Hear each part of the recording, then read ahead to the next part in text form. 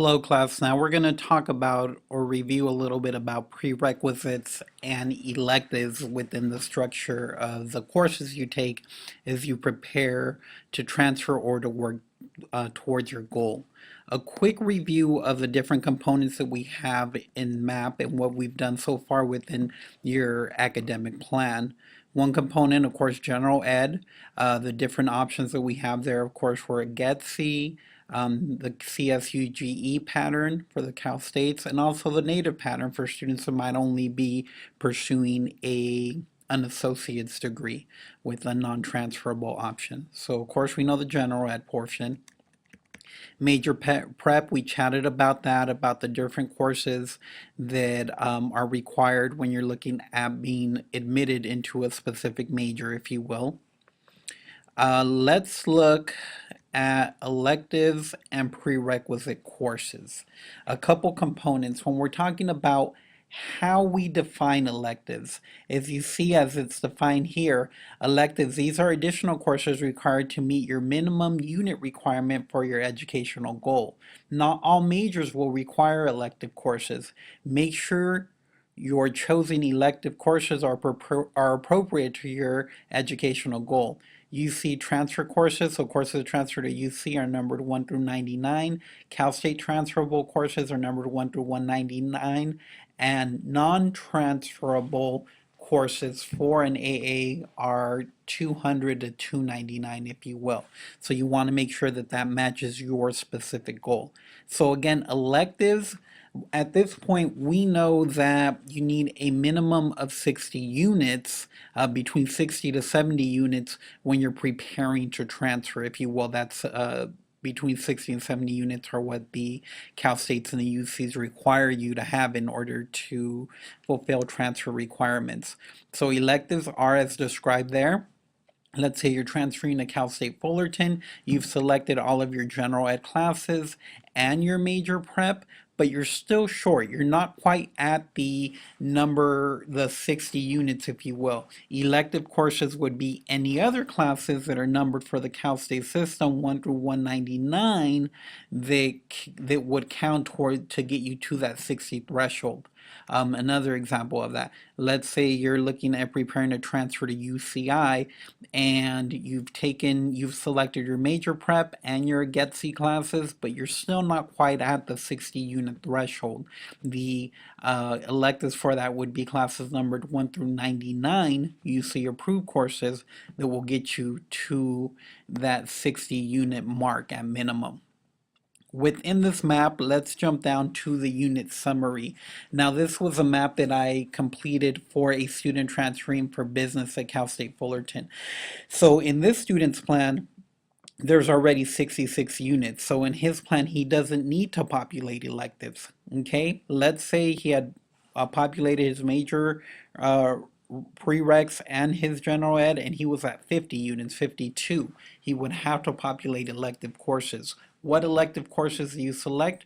Really, after the major prep and your general ed is populated, if this applies to you, this doesn't apply to all students, but basically any classes within that numbering sequence for the system you're applying to, that would count to transfer. Again, this is where you might be able to take a random class in an area that you doesn't apply to your major, or students also utilize this opportunity to take another class within their major, if you will. So that's a quick overview of electives. They're not required for everybody, but at times students do need them to get them to that 60 unit threshold. Within MAP, there's a really neat tool here that breaks down transferable and non-transferable electives, if you will, broken down by that different numbering sequence that I described. But for example, transferable, let's just click here, if you will. As I come back.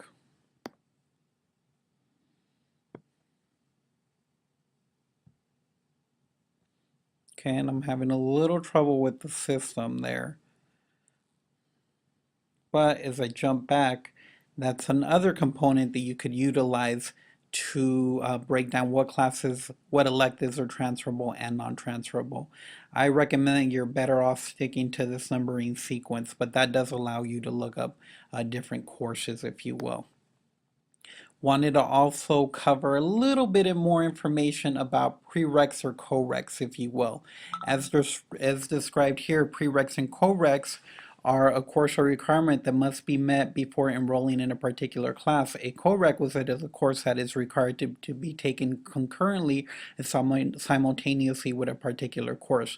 Courses listed below are automatically added to allow you to enroll in courses you have chosen to your plan. So this is flashing back to the beginning of the course, if you will, within Community College Overview. We talked a little bit about prereqs and coreqs. They're required courses that you need in order to get to the classes that you're required to take. As you see here, the plan that I created was created without having any placement test scores, so it populated all the English and math classes that we know don't transfer, but we need to take those to get to the writing ones, to get to the Math 10 and the different courses that I might need for my major. Again, your prereqs and coreqs will look differently depending on where you place and what the requirements are for your specific major. At times, there is also a section of non-applicable courses as well. Okay, so that's a quick overview of what electives and prereqs are. Again, so at this point, we've reviewed the different components of an academic plan. General Ed, AGETSI, CSUGE classes, major prep, as we've discussed. Usually most students, that'll get them to that 60 unit threshold, but at times students do also have to take some elective classes in order to get them to that major threshold. Prereqs and coreqs don't necessarily count towards that 60 transferable threshold. At times they do, but again, that's where we defer to our numbering sequence. And as you see, our unit summary, one of the great tools within MAP is it'll break down the different units if they're transferable or non-transferable, what you've completed, what you have in progress, what you have planned, the total units in your plan. So here it tells me I had a total of 66 units in my plan. I need a minimum of 60, and then it also told me I had non-transferable 22 units. Really important to keep this in mind as you're building out your plan to meet your different requirements. Again, some majors will require more than 60 units. Best way to find that out is to discuss that with your counselor or to also be familiar with MAP. So that's a quick snapshot of prereqs and also what electives are. If you have any questions about this component, shoot me an email or post in the discussion board. Thank you.